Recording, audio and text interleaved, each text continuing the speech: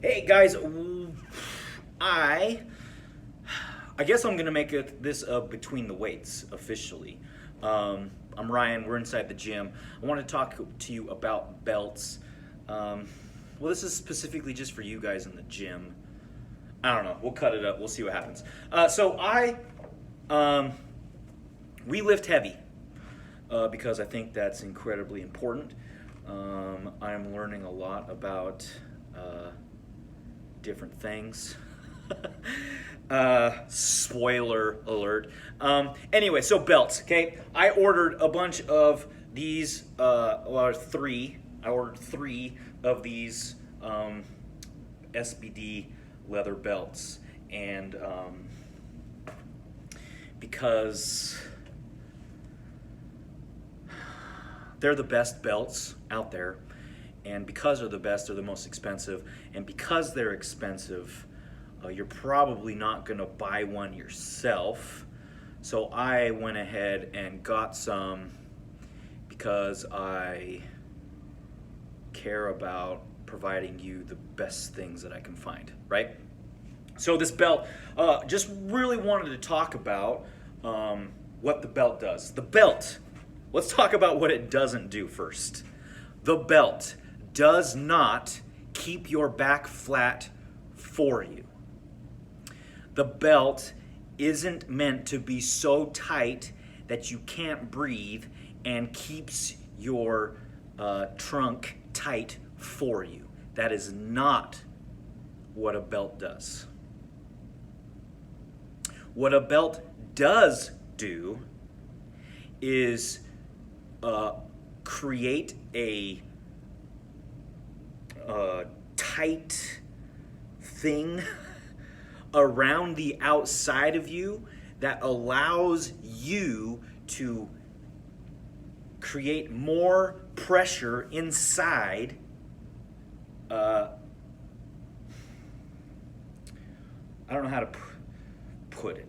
So, in my experience as a young kid, I would blow things up. Okay? You can put dry ice and water in a pop bottle, soda bottle, like a Coke bottle, and it will grow, and at some point it will explode. If you put that same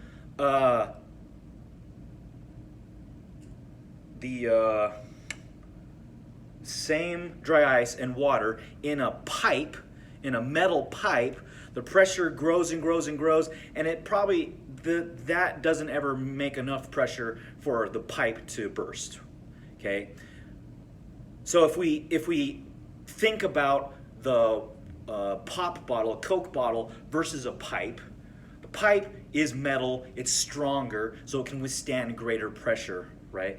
The soda pop bottle is not as strong.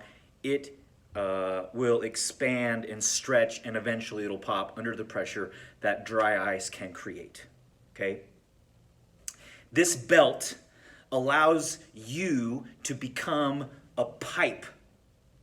It allows you to be able to create more pressure in your body whenever you're squatting. Squatting's an easy one.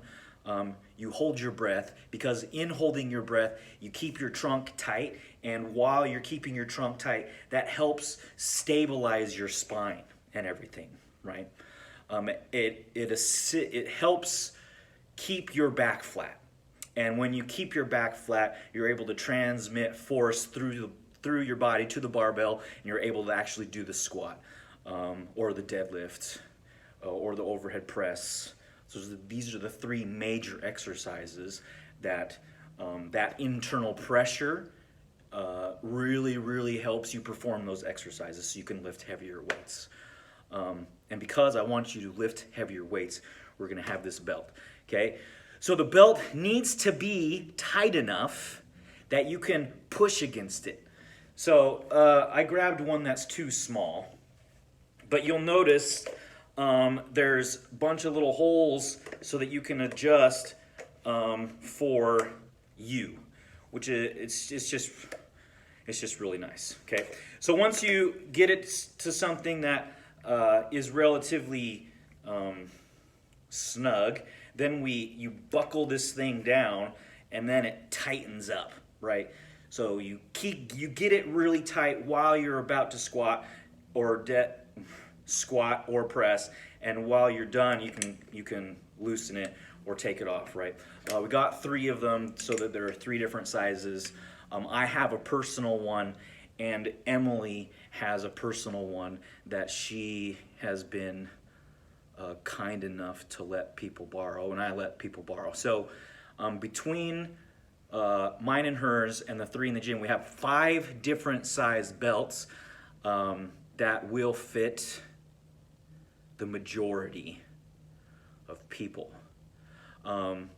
For the really small individuals, the little brown one is probably the best because it's a little thinner. This is 4 inches, and it might not fit in the space between ribs and hips on some of the smaller females generally.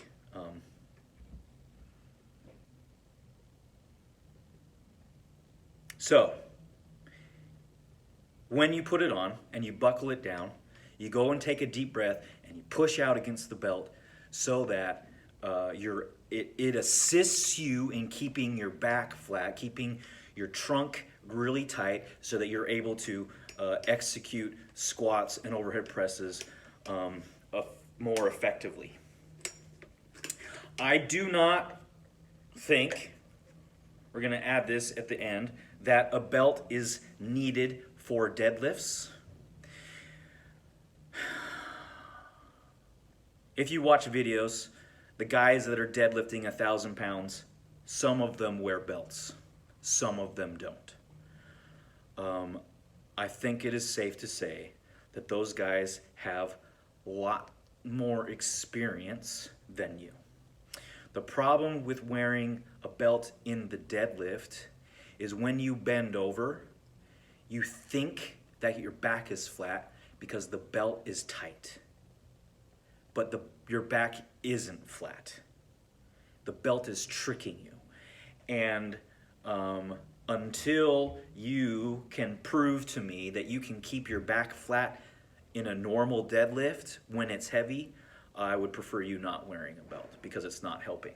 It's actually helping you cheat, helping you stay tight without having to keep your back flat yourself. So it's not making you progress. But that is what a belt is for, and when we're going to start using them, and why I stepped up our belt game. We've had the buckle ones, but they're really hard to get tight enough to actually use. And then they're super hard to get untight after you've used them. And so we have some for you to use. There are some other variations if you want to get your own that aren't quite as expensive as this one is.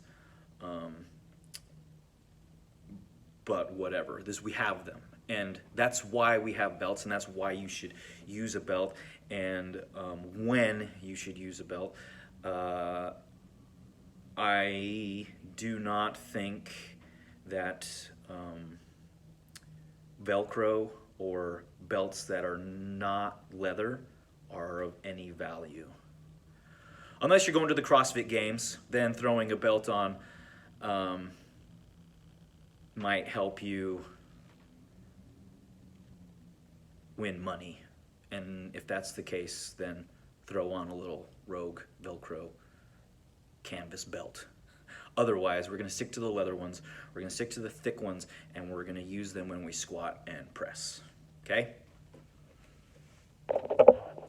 This one's over 5 minutes. I apologize. I talked too much. But it's under 10.